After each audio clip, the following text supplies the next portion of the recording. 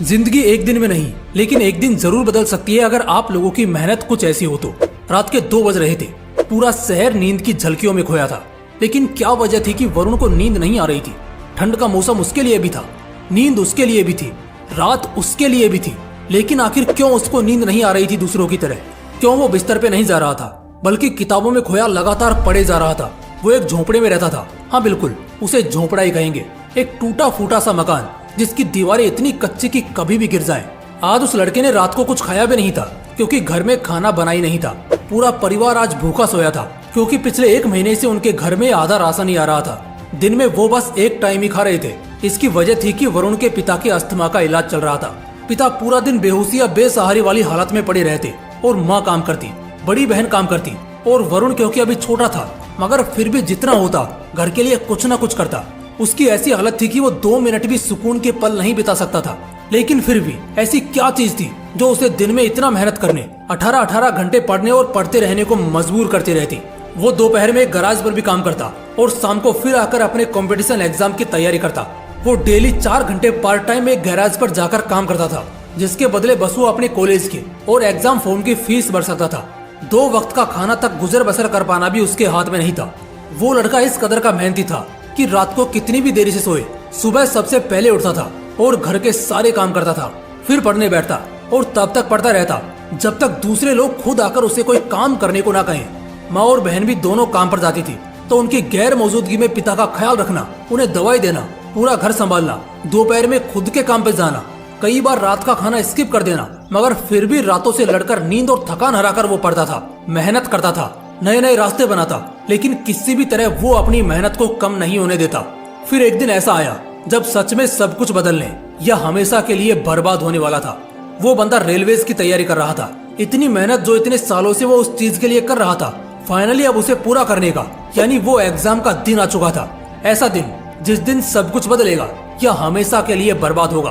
बर्बाद होगा ऐसा इसलिए कह रहा हूँ क्योंकि घर वालों के लिए जिंदगी काटना और मुश्किल हो गया था। वरुण पढ़ाई कर रहा था, इस वजह से घर का खर्च नहीं निकल रहा था। ऊपर से उसकी पढ़ाई में अलग खर्च लगता। इसी वजह से उसके पास ये आखिरी मौका था।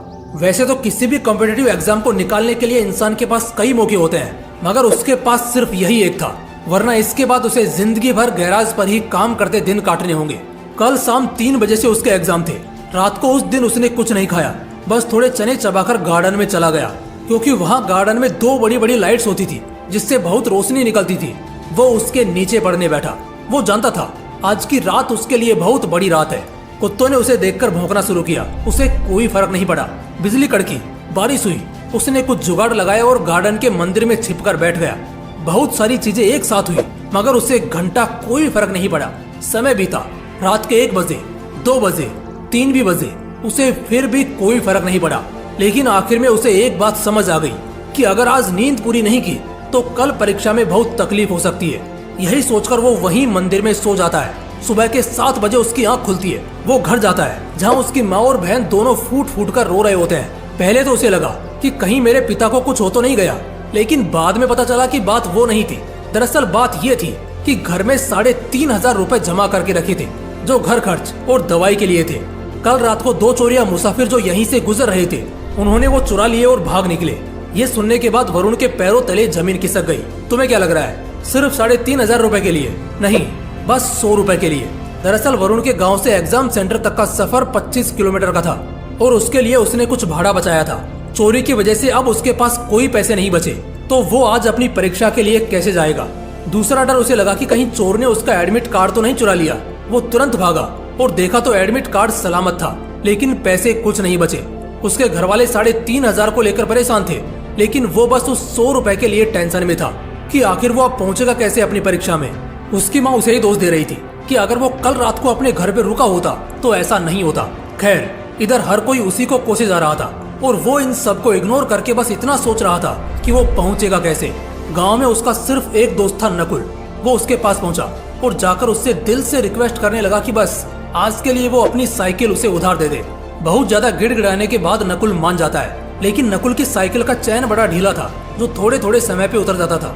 ये बात उसने वरुण को भी बोली, लेकिन वरुण ने कहा कि ये सब वो देख लेगा, वो भी गैराज में काम करता है, उसे सब आता है। उसी वक्त बस थोड़ा कुछ खाकर वरुण एग्जाम सेंटर के लिए निकल जाता है। साइकिल चलाता हुआ वो कुछ दूर आगे बढ़ा होता है कि साइकिल झटके देना शुरू कर देती है, लेकिन वो रुकता नहीं है। वो आगे बढ़ता रहता है। 15 किलोमीटर के सफर के बाद वो थक कर टूट चुका था, पसीने से पूरा नहा चुका था, लेकिन चाहे जैसे भी हो पहुंचना तो उसे पड़ेगा ही।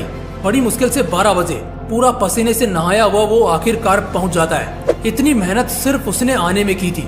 वो तुरंत लाइब्रेरी जाता है। इतनी थकी हुई हालत होने के बावजूद भी वो रुकता नहीं है, बल्कि रिवीजन चालू करता है, क्योंकि अब भी एग्जाम को 3 घंटा बचा था।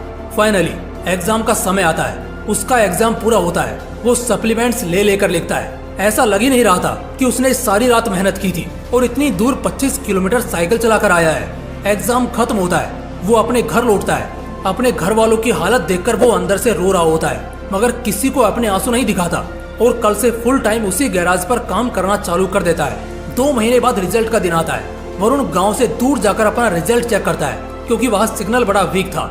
अपनी आईडी डालने के कुछ सेकंड बाद सामने उसका रिजल्ट आता है और जैसे रिजल्ट आता है, इतने समय में पहली बार वरुण खुशी के आंसू वहीं फूट फूट कर रोने लगता है, क्योंकि रेलवेज का उसका एग्जाम निकल चुका था और अब जिंदगी में सारे रोने वाले दिन भी जा चुके थे।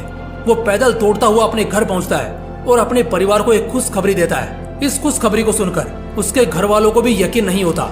वो सभी उस दिन साथ में भर पेट खाते हैं और खुलकर मुस्कुराते हैं। वरुण का रेलवेज में ऑफिसर्स के लिए सिलेक्शन हो चुका था। उसके पिता का इलाज बहुत अच्छी जगह होना शुरू होता है, जिससे कुछ ही महीनों में उसके पिता काफी ठीक हो जाते हैं। बहन की वो बड़े घर में शादी कराता है और जहाँ एक समय पहले उसके खुद के परिवार के लिए 2 वक्त का खाना मुश्किल होता था, अब हर रविवार को वो अपने पैसों से गरीबों को मुफ्त भोजन खिलाता है। वो आज एक बहुत अच्छे घर में रहता है। लाख रुपए से ज्यादा की सैलरी है उसकी। जहाँ कभी साइकिल के लिए वो तरसता था, आज कार में घूमता है। जहाँ कभी 3,500 के लिए और 100 रुपए के लिए रोया था, वो आज 3,500 की तो सिर्फ साड़ी उसकी माँ पहनती है। देखो दोस्तों, जिंदगी कहां से कहां बदल जाती है एक पल में, लेकिन ये सब कुछ एक पल में नहीं होता। कामयाबी या शोहरत की सबसे बड़ी बात ये होती है कि कामयाब होने के लिए आपका अमीर गरीब, खूबसूरत बदसूरत, होशियार या बुड़बक होना जरूरी नहीं होता, बल्कि थोड़ा स्मार्ट और मेहनत होना मायने रखता है। इस पूरी कहानी, इस पूरे सफर को देखेंगे तो एक ही चीज सबसे ज्यादा गौर करने वाली और सीखने वाली हमें मिलेगी, और वो हम देख सकते हैं कि सिर्फ पढ़ाई का ही नहीं, वरुण को मेहनत करने का नशा था। जब एक इंसान को मेहनत का नशा हो जाता है ना, तब जाकर सच में वो कुछ भी बन सकता है। अगर मेहनत करने का नशा नहीं होता ना उसमें, तो आज वो गैराज पर ही काम कर रहा होता। पिता की हालत और भी ज्यादा खराब हो चुकी होती। बहन की जिंदगी खराब हो जाती, क्योंकि अच्छे घर में शादी नहीं हो पाती। माँ जिंदगी भर घुटती रह जाती। लेकिन बहुत जल्द उसे ये बात समझ में आ गई थी कि आज मेहनत का नशा करना होगा, वरना कल जिंदगी भर के लिए रोने की आदत डालनी होगी।